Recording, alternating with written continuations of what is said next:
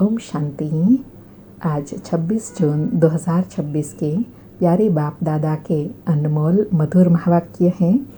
आज की मुरली के सार में बाबा ने गीत की स्मृति दिलाते कहा कि बच्चे गाते हैं, बाबा तुम्हें पाके हमने जहां पाल लिया, ज़मी तो ज़मी आसमां भी पाल लिया, हम स्वर्ग के मालिक बनते हैं।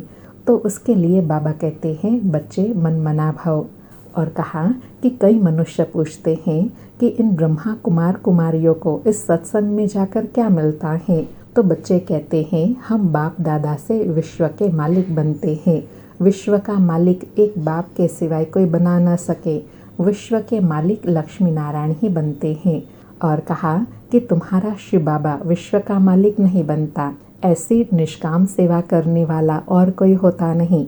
हर एक को अपनी सेवा का फल ज़रूर मिलता है। बाबा कहे सोशल वर्कर को भी सेवा का फल ज़रूर मिलता है, गवर्नमेंट से पगार मिलता है। बाप कहते हैं मैं ही एक निष्काम सेवा करता हूँ, जो बच्चों को विश्व का मालिक बनाता हूँ और मैं नहीं बनता हूँ।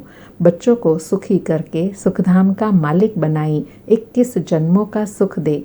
मैं अपने निर्वाण धाम में व वानप्रस्थ अवस्था में बैठ जाता हूँ और स्मृति दिलाई मैं वहाँ परम धाम का रहने वाला हूँ। तुम बच्चे भी वहाँ के रहने वाले हो।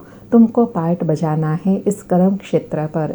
बाबा को भी एक बार यहाँ आना है तुम बच्चों के लिए, जबकि स्वर्ग की स्थापना हो रही है। और कहा तुम बच्चे जानते हो हम मनुष्य से देवता बन रहे हैं फिर से। तुम बच्चों की बुद्धि में हैं कि हर 5000 वर्ष बाद हम आकर फिर से ब्रह्मा द्वारा शिव बाबा के बच्चे बनते हैं वर्षा पाने के लिए। फिर लॉजिक समझाते कहा कि भारत प्राचीन खंड है, इसलिए भारत की आदमशुमारी वास्तव में सबसे जास्ती होनी चाहिए और बाकी सब धर्मों की आदमशुमारी कम होनी चाहिए, क्योंकि और सब आते ही बाद में है। बाबा कहे यह सब राज तुम बच्चों की बुद्धि में है। जो पढ़े लिखे हैं उन्हों को डिटेल में समझाना होता है। फिर याद के लिए कहा कि अभी तुम बच्चे जानते हो कि हम बाबा से स्वर्ग का वर्षा ले रहे हैं, तो ऐसा वर्षा देने वाले बाप को कितना याद करना चाहिए। तुम जितना जास्ती याद करेंगे, एक तो वर्षा मिलेगा और दूसरा पावन बनेंगे। फिर कहा कि वह है लौकिक बाप, यह है पारलौकिक बाप और यह बीच में अलौकिक बाप है।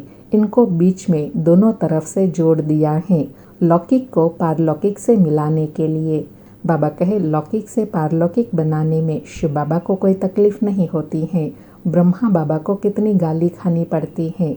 वास्तव में बाबा कहे जो गायन है ना, श्री कृष्ण ने गाली खाई, वास्तव में यह अभी संगम का यादगार है। बाबा कहे बीच में ब्रह्मा फंस जाते हैं, कहते हैं ना रास्ते चलते ब्राह्मण फंसा।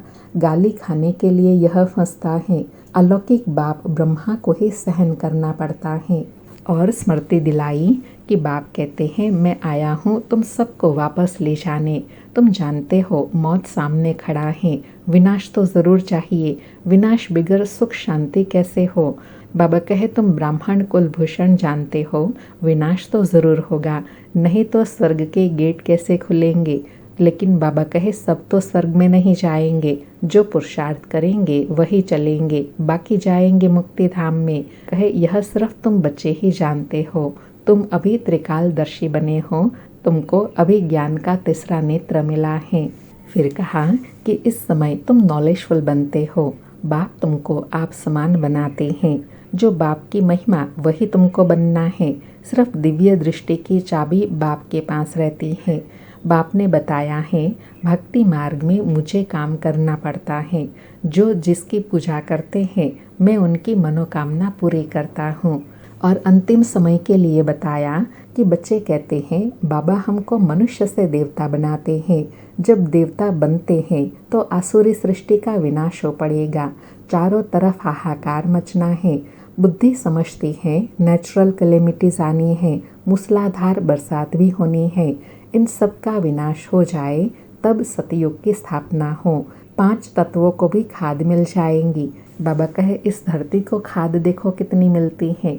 फिर और स्मृति दिलाई कि रुद्र यज्ञ जब रचते हैं तो शिव बाबा का लिंग और छोटे छोटे शालिग्राम बहुत बनाकर पूजा करके फिर मिटा देते हैं। फिर रोज़ बनाते हैं, पूजा करके फिर तोड़ देते हैं। तो बाबा कहे, देखो ज्ञान न होने के कारण शिव बाबा के साथ जिन्होंने भी सर्विस की है उन्हों का भी यह हाल करते हैं और बाप की भी ग्लानि करते हैं।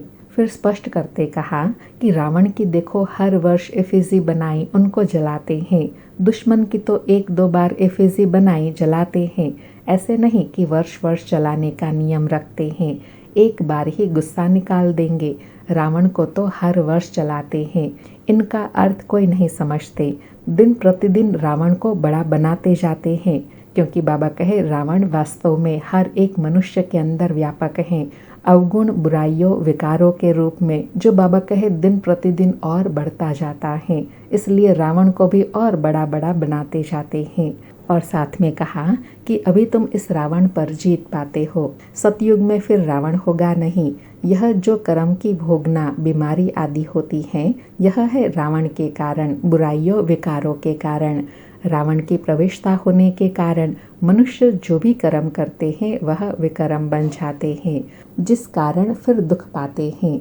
और लास्ट में नशा दिलाते ड्रामा को स्पष्ट किया कि तुम अभी ड्रामा के राज को अच्छी रीति समझ गए हो, तुमको खुशी भी रहती है, जबकि तुम बच्चों को 100% सर्टेन है, निश्चित है कि हम फिर से अपना राज्य भाग्य स्थापन कर रहे हैं।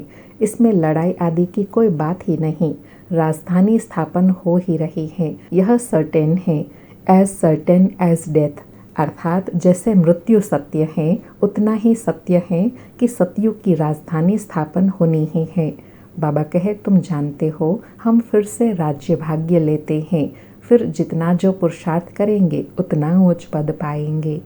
सुनते हैं प्यारे बाप दादा के अनमोल मधुर महावाक्य।